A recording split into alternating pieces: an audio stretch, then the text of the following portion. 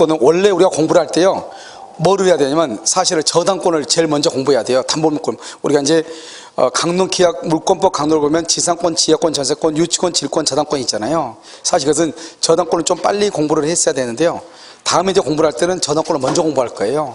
근데 기초 강의할 때는 이렇게 순서대로요, 책의 순서대로 하는 것인데, 저당권이 이제 물권법에서 이제 가장 기본이 된다, 이렇게 보시면 되죠. 그러니까 저당권의 내용들이 다른데요, 다 적용이 된단 말이죠. 아시겠죠? 그래서 한번 보실까요? 지금 저당권을 보면 이렇게 갑이 있죠? 갑하고 이렇게 있으면 의리갑한테요 1억 원을 빌려주죠. 이것을 뭐라 한다? 피담보 채권이다, 이렇게 얘기해요. 그래서 여기요, 을을 뭐라 한다? 을을 채권자로 돈 빌려줬으니까요, 갑을 뭐라 한다? 채무자라고 얘기하죠. 채무자요. 그 다음에 이 갑의 건물 있죠? 갑의 건물에다가 이렇게 저당을 잡죠. 저당권 플러스 뭐라 한다? 등기를 이렇게 하죠. 그럼 이 갑을 뭐라 한다? 저당권 설정자다, 이렇게 얘기해요. 저당권 설정자, 이렇게요. 그 다음에 이 갑의 건물 있죠? 여기 A 있죠? A한테요, 이렇게요. 그러면 갑이 돈을 빌리는데 A가 자기 집에다가 저당을 잡는 경우가 있죠. 이 사람을 뭐라 한다? 물권 위에 보증을 쓴다. 물상보증인이라고 얘기하는 거예요. 용어를 잘 알아야 돼요.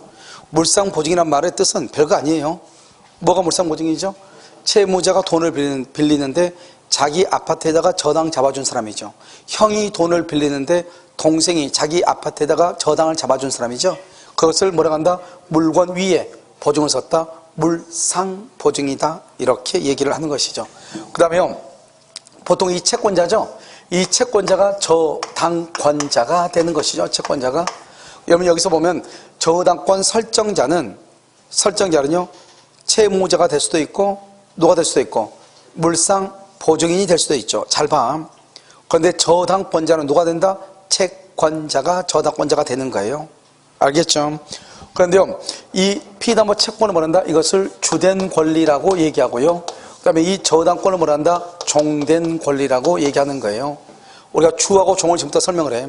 주하고 종은 청와대 문재인 대통령하고 비서실장을 보면 돼요. 여러분, 비서실장이 있고 문재인 대통령이 있는 거예요? 문재인 대통령이 있고 비서실장이 있는 거예요? 대통령이 있고 비서실장이 있죠? 똑같아. 주된 권리, 채권을, 돈을 빌려주고 저당을 잡는 거예요. 이것을 뭐란다? 성립상의 부종성이다, 이렇게 얘기하는 거예요. 성립상의 부종성. 그러니까 여러분요, 돈이 없으면, 돈 빌려준 게 없으면 저당권은 있을 수가 있다, 없다? 없죠. 문재인 대통령이 없으면 비서실장이 있겠어, 없겠어? 없겠죠. 그러면 문재인 대통령이 외국이에요? 순방을 가요? 그러면 이전하죠? 이전하면요, 어때요? 종된 거리도 같이 뭐를 해요? 이전하죠. 언제요? 아무런 약정이 없으면요, 이것을 뭐란다? 이전상의 부종성이라고 얘기하는데요, 이것을 다른 말로 뭐라 한다? 수반성이다, 이렇게. 수반성이다, 이렇게 얘기해. 이전상의 부종성, 이것을 수반성이다, 이렇게 얘기해. 알겠죠? 이것을요, 성립상의 부종성, 이전상의 부종성, 수반성, 이렇게 얘기한단 말이죠. 알겠죠? 그러니까 우리가 수반한다는 것은 같이 간다, 이 말이잖아요. 그러면요, 성립상의 부종성 때문에요, 여러분 제3자요, 제3자가 채무자가 되거나 제3자가 저당권자가 될 수가 없는 거예요. 제3자는. 왜요? 채권이 있어야 저당권이 있는데, 봐봐요. 여기 한번 보면 제3자가 채무자가 될 수 있나요? 만약에 A가 채무자라고 해봐. 그러면 갑은 돈을 빌린 적이 있다, 없다? 없다. 그럼 채권이 있어, 없어? 없다. 갑한테 채권이 없죠? 채권이 없으니까 저당권도 없는 거예요. 그러니까 여러분요, 제3자는 채무자가 되거나 제3자는 저당권자가 될 수가 없는 거예요. 그걸 성립상의 부종성이라고 그래. 알겠죠? 그런데 어떻게 돼요? 제3자가 만약에 저당권자나 채무자가 되려면 합의, 제3자가 합의가 있어. 합의. 우리 아까 했었는데, 전세권이요, 아버지가 전세 돈을 들고 와가지고 자기 아들 이름으로 전세권 등기를 해달라고 할 수 있어, 없어? 있잖아요. 그걸 얘기하죠. 그래서 제3자를 저당권자, 채무자로 하기로 합의가 있으면은 제3자를 채무자로 제3자를 저당권자로 할 수가 있다, 없다? 있다, 이런 말이죠. 그래서 제3자를 채무자, 제3자를 저당권자로 할 수 있다. 이것을 성립상의 부종성이라고 얘기하는 거예요. 이게 아주 중요해요. 두 번째는요, 저당권이 여러분 이전하죠. 이전. 그럼 저당권이 이전한단 말은 저당권은 물권이죠. 물권이 이전하잖아요. 그럼 물권 이전하면 어떻게 해야 돼요? 물권 이전하면 우리 배웠었는데 물권적 뭐가 있어야 돼? 합의가 있고 뭐가 있어야 돼? 등기를 해야죠. 무슨 등기? 부기등기요. 물권적 합의와 등기를 해야 되는데 합의가 뭐죠? 합의는 뭐요? 계약이죠. 계약은 뭐요? 채권이다 물권이다. 계약은 채권이죠. 채권은 누구하고 특정인이 누구하고 특정인에게 계속 나오는 거예요 지금. 그러니까 저당권을 이전하려면 저당권, 물권이 저당권이죠. 저당권을 이전하기로 합의를 해야 돼. 합의는 누구하고 하느냐. 합의는 누구하고 하느냐 이 말이지. 특정인하고 즉 양도인 을하고 양수인 병하고 이 두 사람 사이. 그래서 병한테 이전했죠. 병한테 이렇게 이전하죠. 그래서 을하고 병하고 두 사람만 합의하면 돼. 알겠죠? 그래서 두 사람만 합의하면 되고 여기 채무자인 갑이나 물상보증인 A 하필 동의 받을 필요가 있어 없어? 없단 말이죠. 이게 바로 물권이라고. 이런 물권은 뭐라고 그랬어요? 계속 얘기해. 물권은 사람이 무엇을 지배해? 물건을 지배하는 거란 말이죠. 그런데 저당권자는 단지 뭐 하지 못할 뿐이다? 점유하지 않을 뿐이다 이 말이죠. 그래서 저당권도 물권이기 때문에요. 물권은 양도성이 있어요. 그러니까 채무자의 동의 없이 저당권을 양도할 수 있단 말이죠. 그럼 양도한단 말은 이전한단 말이고, 그럼 이전하려면 저당권을 이전해야 되니까 물권을 이전한다, 물권을 양도한다, 물권을 처분한다. 그러니까 물권적 합의하고 등기를 해야 된단 말이죠. 이때 합의라고 하는 말이 뭐냐? 계약이란 말이고, 계약은 채권이라는 말이고, 채권은 특정인과 특정인 간의 합의가 있어야 되죠. 그래서 누구하고 양도인과 양수인 간의 합의가 있으면 된다 이런 말이죠. 무슨 말인지 알겠죠? 자, 그 다음에 여기요. 그 다음에 여기 이제 갑하고 을하고 이렇게 있잖아요. 그러면 갑하고 있으면 갑이요 을한테요 돈을 갚아요. 1억 갚았죠? 그럼 1억 갚아서는 주된 권리가 어떻게 돼서 없어졌죠? 이런 문재인 대통령이요 임기가 끝났어요. 임기가 끝나면 비서실장 계속 버티고 앉아있어야 돼? 당연히 나와야 돼? 당연히 나와요. 당연히. 이게 똑같다니까요. 주된 권리가 없어지죠? 그러면 종된 권리인, 이게 저당권은 종된 권리죠? 종된 권리인 저당권은요, 말소 등기를 안 해도, 말소 등기 없이도 당연히 뭐가 된다? 소멸해. 당연히 없어져. 이것을 뭐라 한다? 존속상의 부종성, 소멸상의 부종성이라고 그래. 다른 말로 그냥 부종성이라고 그래. 앞으로 이런 부종성이라는 건 뭐냐? 주된 권리가 소멸하면 종된 권리도 당연히 소멸해. 그것을 뭐라 한다? 부종성이다 이렇게 얘기해. 무슨지 알겠죠? 부종성. 그럼 어떻게 돼요? 말소 등기 안 했는데도 불구하고 이 저당권 등기는 말소 등기 없이도 저당권 등기는 뭐가 된다? 무효가 돼. 무효. 이 말소 등기 없이 저당권 등기는 무효가 돼. 왜? 말소 등기 없이 당연히 저당권은 당연히 소멸하니까. 우리가 등기란 게 뭐예요? 현재의 권리 상태를 나타내는 게 등기인데 현재 저당권이 소멸했잖아요. 그러니까 등기는 당연히 무효가 되는 거죠. 그러면 이 등기를 어떻게 해야 돼요? 이 등기를요? 무효니까 이 등기를 만다 말소하면 되겠죠. 말소 청구 말소하면 되죠. 그런데 문제는 뭐냐면 이 등기가 말소되기 전에 등기가 정한테 넘어왔어. 정한테 말소되기 전에 정한테 등기가 넘어왔어. 저당권 등기가. 그런데 정은요 말소되기 전이니까 이 등기가 유효한 등기인 것으로 믿고 등기를 이전받았다 이 말이죠. 그러면 이 정은 저당권을 취득할 수가 있다 없다? 저당권을 취득할 수 없다 이 말이죠. 왜요? 왜 없다? 이게 중요해. 왜 저당권을 취득할 수 없다? 등기는 공신의 원칙에 인정되지 않는다 이 말이죠. 내 앞에 있는 사람의 등기가 뭐죠? 무효죠. 그러면 절대로 저당권 취득 못한다니까. 그걸 뭐라 한다? 등기에는 공신의 원칙이 인정되지 않기 때문이다 이 말이죠. 알겠죠? 이게 다 나오는 거예요. 또 한 가지요. 그러면 이 저당권 등기가 무효인데 이걸 다시 무효인 등기를 다시 사용할 수 있다. 다시 사용. 그걸 뭐라고 얘기한다? 무효 등기의 유용이다. 뭐라고 한다? 무효 등기의 유용이다. 무효 등기를 다시 사용할 수 있다 이 말이죠. 이 무효등기를 유용할 때 가장 중요한 키워드가 뭐다? 누가 없어야 돼? 이해관계인. 이해관계인이 없어야 돼. 무효등기의 유용 이렇게. 여기서 세 가지가 문제가 돼. 그래서 여러분 보면요, 이게 엄청나게 복잡해 보이잖아요. 그거 되게 간단한 문제예요. 쓰다 보니까 복잡한 것이지. 알죠? 주된 권리가 있으면 무슨 권리가 있다? 종된 권리가 있고, 주된 권리가 이전하면 무슨 권리도 같이 이전해? 종된 권리도 이전해. 그러니까 채권을 의리병한테 넘기죠. 저당권도 같이 따라가는 거예요. 근데 이때 따라갈 때는 물권적 합의 플러스 등기를 해줘야죠. 부기등기. 이때의 물권적 합의는 누구하고 한다? 특정인과 특정인, 양도인과 양수인 두 사람만 하면 되고, 설정자인 갑이나 채무자인 갑이나 물상보증인의 동의가 필요하다 필요하지 않다? 필요하지 않고, 그 다음에 돈을 변제하죠. 돈을 갚으면 당연히, 돈을 갚죠. 그러면 당연히 저당권은 소멸해. 돈 갚죠. 이러면 은행에서 돈 빌리고 저당 잡죠. 내가 돈을 갚고 영수증을 받죠.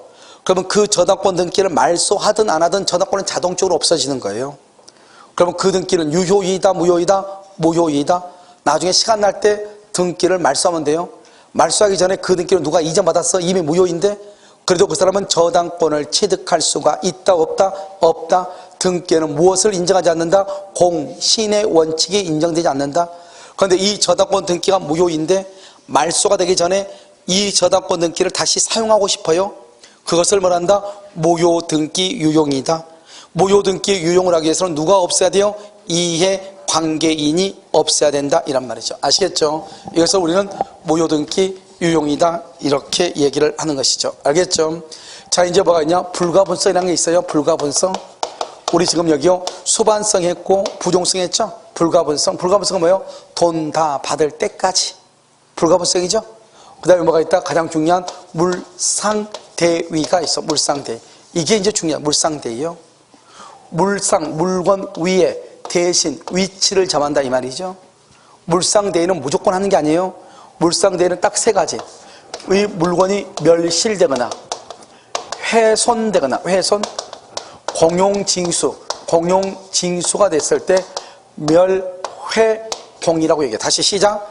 멸회공, 멸실, 훼손, 공용징수. 다시 멸회공이다. 멸회공. 자요, 갑이죠.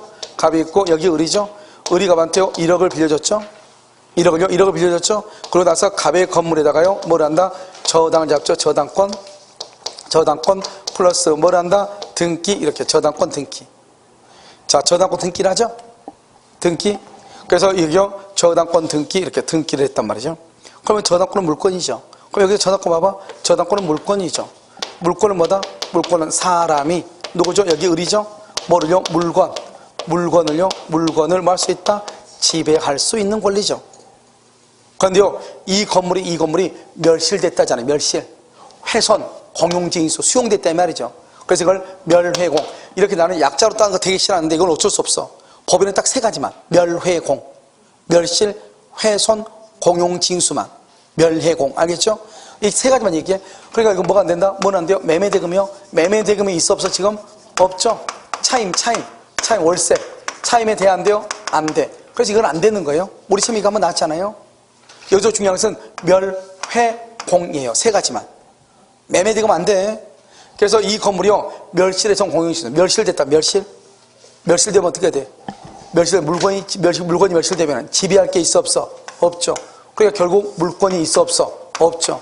그러니까 이 물건이 멸실되면 저당권도 없어지는 거예요. 알겠죠? 왜냐면 물건은 물건을 지배해야 되는데 물건이 없잖아요. 그러니까 물건이 멸실되면 저당권도 없어지는 거예요. 이해되셨나요? 자, 이 상태에서 됐죠 지금? 이 상태에서 이 물건이요 멸실, 훼손, 공용징수 이렇게 된단 말이죠. 공용징수, 멸실됨으로 해서 뭐가 나온다? 화재보험금이 나와. 화재보험금, 훼손됨으로 해서 수용보상금이 나와. 공용징수가 됨으로 해서 훼손됨으로 해서 손해배상금이 나와. 손해배상금, 공용징수됨으로 해서 수용보상금이 나와. 수용보상금. 이것을 뭐라 한다? 이것을 대상이라고 그래. 대상. 대신 상으로 받는 거. 알겠죠? 이걸 뭐라 한다고? 대상이다. 이렇게 얘기하죠. 그럼 어떻게 돼요? 원래 이 물건이 없어지면은 당연히 저당권도 없어져야죠. 그런데 물건이 없어짐으로 인해서 이런 다른 대상이 났다 이 말이죠. 이것 위에 저당권이 미쳐. 이것 위에. 왜요? 이것이요. 이게 만약에 1억짜리면 화재가 냈으면 화재 보험금도 얼마가 나왔겠죠? 1억이 나왔겠죠. 누군가 이 1억짜리 건물을 불태웠어. 그럼 그 사람한테 손해배상으로 얼마를 청구하죠? 1억을 청구할 거 아니에요. 그러니까 결국 이것과 이것은 똑같죠? 이것을 만다 가치적 변형물이다 이렇게 얘기해. 자, 무슨 말이냐? 지금 물건이 돈으로 바뀌었죠. 변형했죠. 돈을 뭐란다? 가치라고 그래. 돈을. 이런 봐봐. 우리가 아파트가요 10년 전에 건축한 아파트하고 지금 올해 건축한 신축 아파트하고 그러면 똑같은 설계대로 건물이 지었단 말이죠. 그러면 옛날 10년 전에 아파트가 비싸요? 신축 아파트가 비싸요? 신축이 비싸죠. 그런데 돈은 봐봐. 돈은 10년 전에 발행한 5만원권하고요 지금 오늘 발행한 5만원권하고 5만원짜리 하고요 10년 전에는 다 낡아가지고 막 너덜너덜 하단 말이죠. 그래도 가치에는 차이가 있어 없어? 없죠. 이게 바로 돈이란 말이죠. 돈은 가치로 가져왔다. 가치. 그렇기 때문에 옛날 돈이나 새 돈이나 다 똑같이 5만원이란 말이죠. 여러분 이해되셨어요? 그러니까 이게요 돈으로 가치란 말은 물건이 돈으로 바뀌었다 이 말이죠. 그걸 가치적 변형물이라고 그래. 그러니까 결국 뭐죠? 이 물건이나 이 돈이나 가치가 똑같다 이 말이죠. 그러니까 원래 물건이 없어지면은 저당권도 소멸해야 되는데 물건이 없어지면서 돈이 나오면 그 돈 위에 저당권이 미친다. 그것을 돈은 물건이라고 그래. 물건 위에 물상, 윗상자예요. 물상 대신 저당권의 위치를 정한다. 물상 대위라고 하는 거예요. 알겠죠? 그러니까 원칙적으로 물건이 멸실되면 소유권은 절대적으로 소멸을 해요.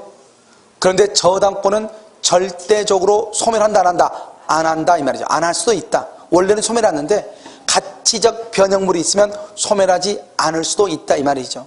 그럼 여러분 어떻게 돼요? 이 화재보험금이나 이런 것들을 보험회사에서는 누구한테 지급하죠? 갑한테 지급할 거 아니에요? 그러면 물상대위하려면 이 화재보험금에서 저당권자가 돈을 받아가려면 어떻게 해야 되느냐? 그럼 무조건 받아가는 것이 아니고 그럼 어떻게 하냐? 이 대상을 채무자에게 뭐하기 전에 지급하기 전까지 뭘 해야 돼? 압류를 해야 돼. 이 말이 아주 중요해. 물상대에서 제일 중요한 게 뭐다? 지급하기 전까지 뭘 해야 돼? 압류를 해야 돼. 이때 압류는 누가 해야 돼? 누가? 제3자가 압류해도 된다. 제3자의 압류라도 무방하다. 제3자가 압류해도 돼. 제3자가 압류하더라도 무방하다 이 말이죠. 알겠죠? 그래서 채무자에게 언제 전까지? 지급하기 전까지 압류를 해야 돼. 그래서 제3자의 압류라도 무방하다 이렇게 얘기를 해. 여러분 지금 무슨 말인지 이해되셨죠? 이것을 우리는 뭐란다? 물상대위라고 얘기하고. 그럼 봐봐요. 물건이 멸실되면 저당권은 가치적 변형물 위에 미치지만 유치권 아까 뭐라 했죠? 점유가 성립이면서 존속이라고 그랬죠? 그러니까 물건이 멸실되면은 저 유치권은 자동적으로 소멸하는 거예요. 그러니까 유치권에는 없는 게 뭐가 없다? 유치권은 우선 변제권이 없어. 우선 변제권이 없어. 등기를 안 하니까. 그 다음에 물상대위가 없어. 물상대위가 없어. 그 다음에 추구표가 없어. 추구표라고 하는 것은 그 물건이 누구의 수중에 있다 하더라도 누구의 수중에 있다 하더라도 그래서 찾아올 수 있는 것을 추급이라고 그래. 내가 만약에 물건의 소유자예요. 내가 소유자인데 내가 팔지 않았는데 자기네끼리 이걸요 넘겨가지고 누구 수중에 있어? 그럼 내가 쫓아가서 찾아올 수 있죠. 그걸 추급이라고 그래. 추급한다. 그런데 아까 뭐라고 했어? 유치권은 누군가가 물건을 훔쳐갔다는 것은 내가 점유를 하고 있다, 상실했다, 상실하죠. 그럼 그 자리에서 유치권이 없어져 버려. 알겠죠? 그러니까 유치권은 우물추. 다시 뭐라고? 우물추. 우선변제권, 물상대성, 추구표가 있다 없다? 없다. 다시 유치권은 뭐가 없다? 우물추가 없다. 우물추가 없다. 그 다음에 물상대위에서 가장 중요한 게 뭐다? 언제까지? 지급하기 전까지 뭘 해야 돼? 압류. 압류는 누가 한다? 제3자의 압류라도 무방하다 이렇게. 자, 그 다음에 또 하나 이제 저당권을 공부하려면 뭘 해야 되냐? 아직 저당권 시작도 안 했어. 이게 지금 뭐냐면 저당권을 공부하기 위해서 기본적인 지식이에요, 이게. 이게 어려워. 그런데 이것만 알면은 나중에 저당권 보는 건 아무것도 없어. 알겠죠? 이게 기본적인 것이 저당권의 80%예요. 알겠죠? 여기 뭐냐면 말소 기준 권리라고 하는 것이 있어. 말소 기준 권리 언제요? 언제 하면 경매가 됐을 때. 매매는 안 돼. 매매는 경매가 됐을 때 말소 기준 권리 뭐가 있냐? 저당권, 근저당권, 압류, 가압류 이렇게. 물론 가등기 담보도 있는데 아직 우리 안 배웠으니까. 자, 그럼 봐봐. 두 가지로 봐. 이렇게 갑의 건물이 경매가 되는데 A가 있고 B가 있고 C가 있어. 이렇게 A, B, C 이렇게. 이렇게 건물이 있죠. 건물이 있는데 A가 있고 B가 있고 C가 있어. 이렇게. A가 뭐죠? 저당권이에요. 1번이요. 저당권. 저당권은 등기돼 있죠. 여기 B가요. 전세권이에요. C가요. 근저당권이에요. 이렇게. 여기는요. A가요. 전세권이에요. 전세권 또는 지상권이에요. 여기요. 근저당권이에요. 여기요. 가압류 이렇게 있어. 이렇게. 집이 이렇게 우리가 등기부로 보니까 이렇게 돼 있더라 이 말이지. 등기부로 보니까. 등기부. 여기에 뭐가 빠졌죠? 유치권이 있어 없어? 없죠. 왜? 유치권은 등기한다 안 한다? 안 하죠. 그게 문제라니까. 유치권은 등기를 안 하니까. 알겠죠? 그럼 만약에요, 여기가 유치권이 있다고 해봐. 여기가 유치권이 있다고 해볼까? 유치권이 이렇게 있다고 해봐. 여기 하지 말고. 여기서 얘기하죠. 여기서. 이렇게 돼 있죠. 그런데 이 집이 경매가 돼요. 경매가 되면 이것을 의리를 뭐라 한다? 경락인이라고 얘기하죠. 의리 경락받은 사람이잖아요. 그럼 먼저 경매가 딱 되면 말소 기준권리를 빨리 찾아.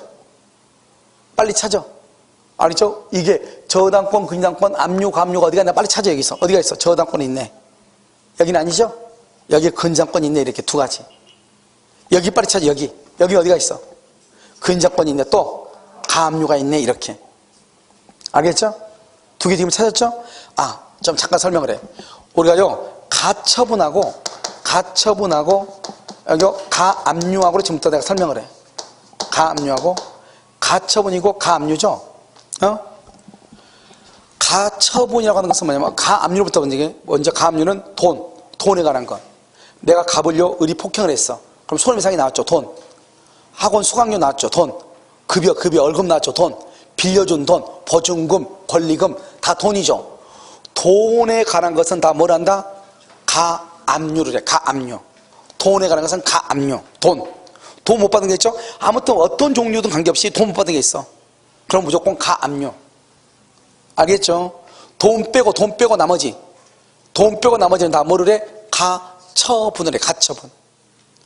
예를 들어서 둘이 이혼을 했는데요, 아내가요 남편을 자꾸 찾아와.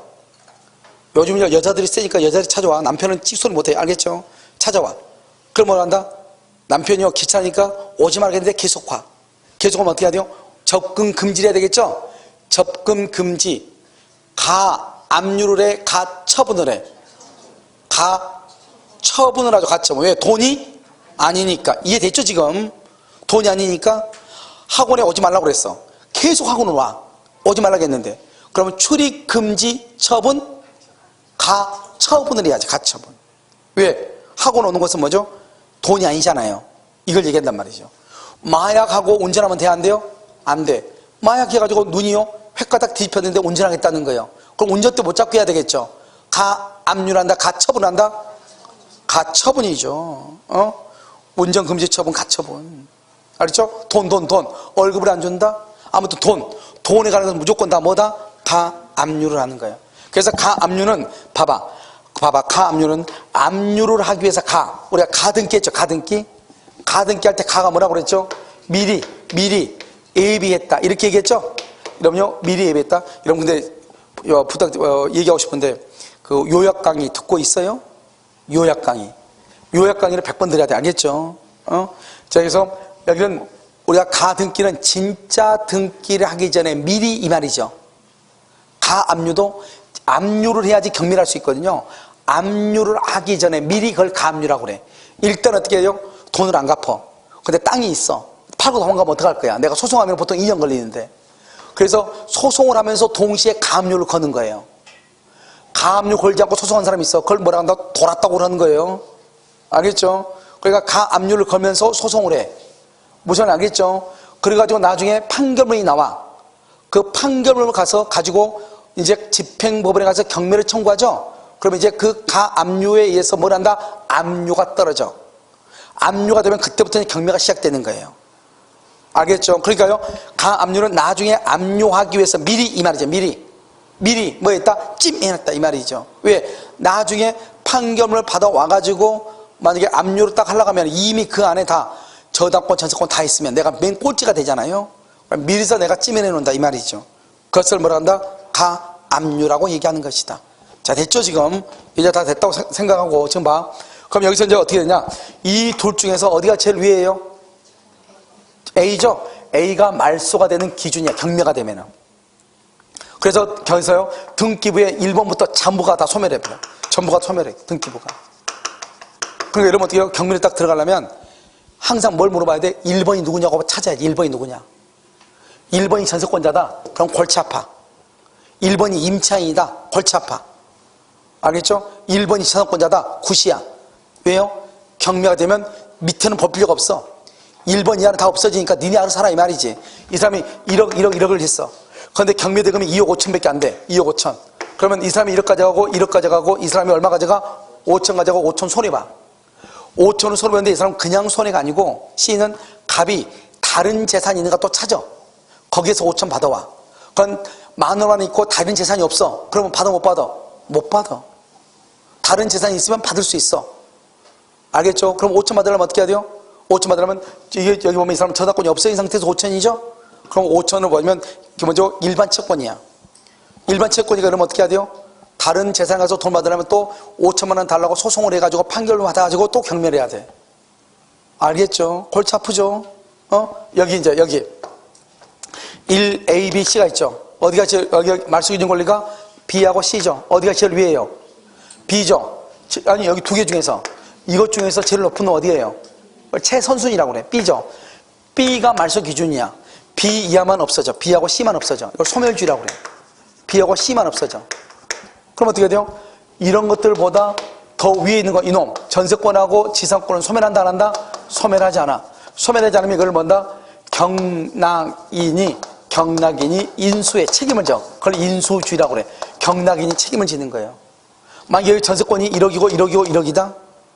그런데 내가 생각해 이것은요 2억밖에 안 돼. 2억밖에. 내가 지금 병이 경락을 들어가려고 그래.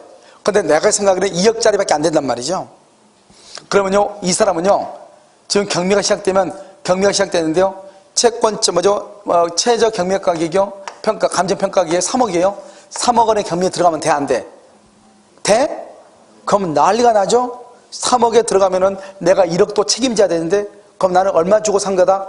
4억 주고 산 거지. 4억 주고 3억 주고 경락받고 1억 내가 책임을 지니까 인수란 말은 경락인이 1억을 책임진다 이 말이에요. 그럼 나는 4억 주고 산 꼴이 되죠. 난리가 나죠. 그럼 어떻게 돼요? 경매가 딱 시작되면 가만히 있어야 돼? 달려들어야 돼? 가만히 있어. 한번 가만히 있어. 그러면 보통 20에서 30%가 저감이 돼.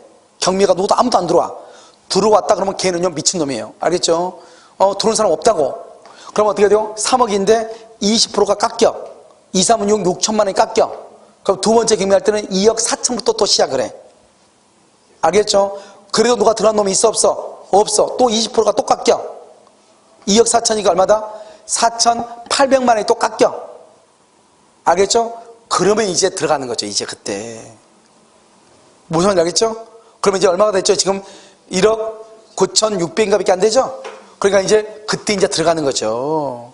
얼마에? 2억 원에 들어가죠. 2억 원에 경매가 들어가면 이 사람은 그만 있고 이 사람은 1억 먹고 나가. 그러고 나서 나는 3억짜리를 2억에 샀잖아요. 1억을 가지고 있어. 가지고 있다가 이 사람이 나중에 전세권자는 소멸한다 안 한다? 안 하죠. 안 한다는 말은 이 사람이 만약에 경매가 5월 1일 경매가 되는데 이 사람의 기간은 10월 1일 끝난단 말이죠. 그럼 이 사람은 10월 1일까지 살 수 있다 이 말이죠. 왜? 소멸하지 않으니까. 내가 경락을 받아도 이 집에 들어가서 잠을 잘 수 없단 말이죠. 언제까지? 10월 1일까지. 그러면 10월 1일 기간이 끝나죠. 끝나면 이 사람이 나가야 될 거 아니에요? 나가려면 전세금 받고 나가야 되겠죠? 그렇잖아요. 그러니까요, 그때 이제 경락받은 병이 1억 원을 남겨놨다가 이 사람이 나갈 때 전세금을 내가 내주는 거예요. 무슨 말인지 알겠죠? 그것을 뭐란다? 인수주의다. 이렇게 얘기를 해. 그런데 제일 위에 있는 전세권자가요, 전세권자가 배당 요구를 해. 배당 요구를 한단 말은 원래 전세권자는 소멸한다 안 한다? 안 하는데 자기는 망한 집에서 살기 싫다는 거예요. 그래서 자기는요, 원래는 가만히 있으면 10월 1일까지 살 수 있다 이 말이죠. 그런데 지금 오늘 5월 1일 경매가 끝났죠? 오늘 나 돈 받고 나가고 싶다 이 말이죠. 그러면요, 그걸 배당 요구라고 그래. 그럼 배당 요구하면 전세권은요, 소멸하는 거예요. 왜요? 돈 받고 나가니까. 그러니까 그러면 이 병은 이제 또 달라지죠? 병은요, 전세권자가 배당 요구가 딱 들어왔죠? 배당 참가가 들어왔잖아요. 돈 받고 나간다고? 그러면 몇 번부터 없어져요? 1번부터 없어지죠? 그렇잖아요, 이제. 그러면 이 사람은 2억 될 때까지 기다리면 남이 받아가 버리죠. 알겠죠? 그래, 이때는 자기가 판단한 금액의 경매를 들어가야 되겠죠. 이해가 됐죠? 이것을 이제 우리는 말소 기준 권리다 이렇게 얘기를 해. 그런데 아까 말한 유치권. 여러분 유치권이 봐봐요. A, B, C, D. D가 유치권이야. D가 유치권이에요. D는 제일 끝에 있죠. 말소 기준 권리보다 더 밑에 있죠.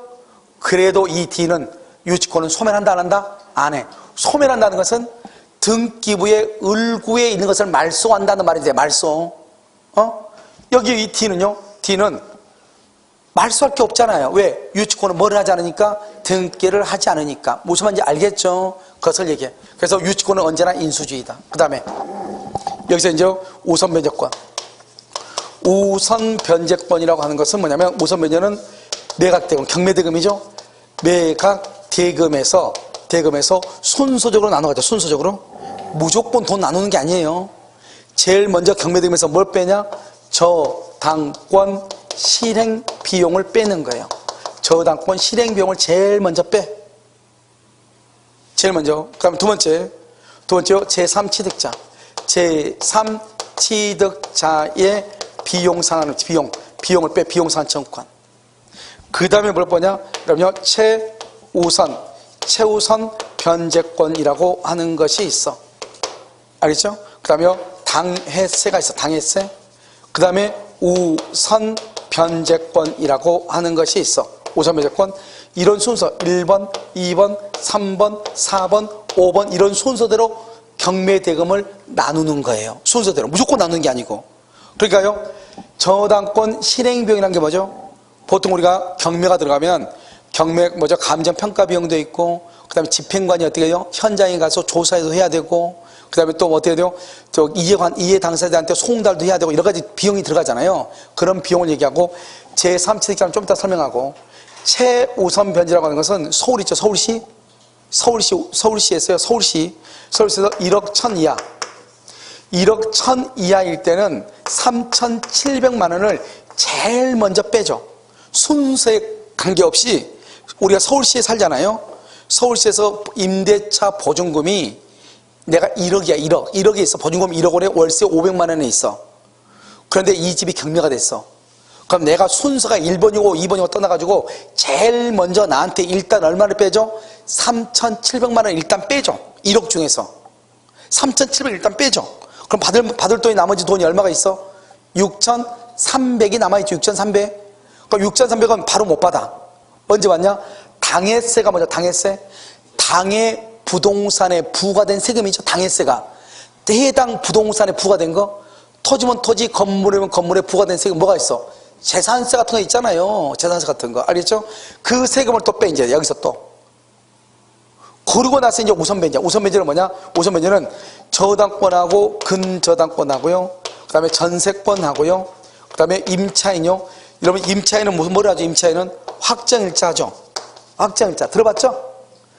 전세권하고 저당권하고 근저당권은 등기하죠. 등기. 이 날짜들을 비교해서 먼저 등기된 사람한테 먼저 빼.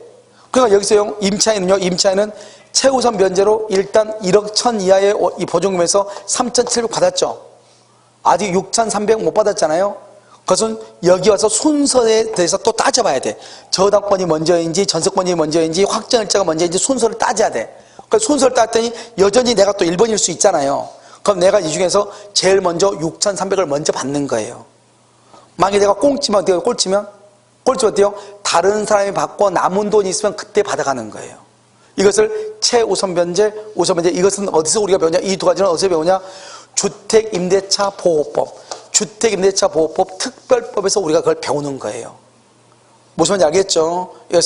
이것을 뭐라 한다? 우선 변제권, 이렇게 얘기를 해. 됐죠, 지금? 아직도 안 끝났어. 자, 여기 제3취득자의 비용상환, 제3취득자, 이걸 또 배워야 돼. 제3취득자의 비용상환청구권, 이건 또 무슨 말인가? 제3취득자라는 것은 무엇이냐면요, 이렇게 토지 있죠, 토지. 이렇게 토지가 갑의 토지잖아요. 갑의 토지에 의리요, 이미 저당권이 있어. 그래서 1억을 빌리고요. 언제요? 2월 1일 날. 이렇게 저당권이나 근저당권이 설정되어 있는 토지나 건물을 여기요, 2월 1일이죠? 3월 1일 날. 3월 1일 날 여기 병이요. 병이 여기에 대해서 토지니까 지상권을 설정받거나 전세권을 설정받거나 이것을 매수한 사람, 매수인, 이 사람을 뭐라 한다? 이 사람을 제3취득자다, 이렇게 얘기를 해. 그럼 제3취득자란 말이 무슨 말이죠? 저당권이나 근저당권이 설정된 토지나 건물을 그 후에 매수하거나 그런 토지나 건물의 전세권을 설정을 받거나 그러한 토지에 저당권이 설정된 토지에 나중에 지상권을 설정받은 것, 그것을 제3취득자다, 이렇게 불러 우리가. 알겠죠? 그래서 여러분 제3취득자라는 용어를 이해를 해야죠. 이런 봐봐. 저당권에서 맨 앞에 한번 봐봐. 저당권에서 맨 앞에. 저당권 맨 앞에 뭐가 나왔죠? 저당권 설정자 중에서 뭐가 나와? 물상보증인이 나오죠. 물상보증인은 뭐가 물상보증이에요? 물상보증인은 채무자가 돈을 빌리는데 자신의 부동산으로 담보를 제공한 사람을 뭐라 한다? 물권위에 보증을 섰다. 물상보증인이죠. 제3취득자는 뭐예요? 저당권이나 근저당권이 설정된 부동산을 그 다음에 전세로 들어가거나 지상권을 설정받거나 저당권이나 전세권이 설정되어 있는 부동산을 매수한 사람, 그 사람을 뭐라 한다? 제3취득자다. 이 제3취득자는 어떻게 해야 돼요? 그 집이 경매가 돼. 내가요, 저당권이 1번이고 내가 전세권이 2번이란 말이죠. 내가 2번인데 전세권자인데 경매가 돼요. 그러면 나는 저당권 다음에 전세권이죠. 그러니까 뭐다? 제3취득자죠. 그런데 내가 제3취득자 그 집에 살면서 그 집을 수리를 했단 말이죠. 전세권자가. 그럴 때 수리하는 수리 비용이 있을 거 아니에요. 비용. 그 비용을 경매 대금에서 받을 수 있다, 이 말이죠. 알겠죠? 그걸 뭐라고 한다? 제3취득자, 이렇게 얘기하는 거예요. 제3취득자. 무슨 말인지 아시겠죠? 이것을 뭐라고 한다? 제3취득자다, 이렇게 얘기를 해. 다시 그럼 봐봐. 여러분요, 여기까지 제3취득자죠? 여기까지가 우리는 뭐냐면 저당권에 있어서 가장 기초적인 것이에요. 물론 이제 여기서 이제 뭐밖에 없냐? 뭐밖에 없냐면 피담보 채권하고, 그 다음에 피담보 채권하고 저당권의 객체하고, 그 다음에 저당권의 효력 범위하고 세 가지밖에 없어요. 물론 저당권을 소멸하고 네 가지. 그 네 가지는 이거 시간 걸린 것도 아니에요. 이것을 저당권에서는 우리가 왜 어렵냐면 저당권이 책을 쓸 때 이것을 어디에다 쓸 것인가가 문제죠. 저당권에다 이걸 써놓잖아요. 정신이 없어. 알겠죠? 뭘 어떻게 해야 되는지 모르고. 이것은 우리가 기본적으로 저당권이라는 것을 공부하기 위해서는 먼저 이 정도는 알고 나서 그 다음에 저당권에 관한 것을 우리가 공부를 해야 된단 말이죠. 알겠죠? 그러니까 이걸 모르는 상태에서 저당권에 관한 책을 읽으면 이해가 된다 안 된다? 절대로 안 되게 돼 있어요. 아시겠죠? 그러니까 이 지금 기본적인 것, 이것이 기초강의에서는 너무너무 중요한 것이에요. 이것만 알면은 나중에 저당권이나 근저당권은 뭐 5분, 한 20분 정도도 안 걸려요. 전부 다 하는데도. 아시겠죠? 그래서 이것이 아주 중요하다, 이렇게. 됐죠? 잠깐 쉬었다 여러분요, 요약을 하도록 그렇게 하겠습니다. 그렇죠?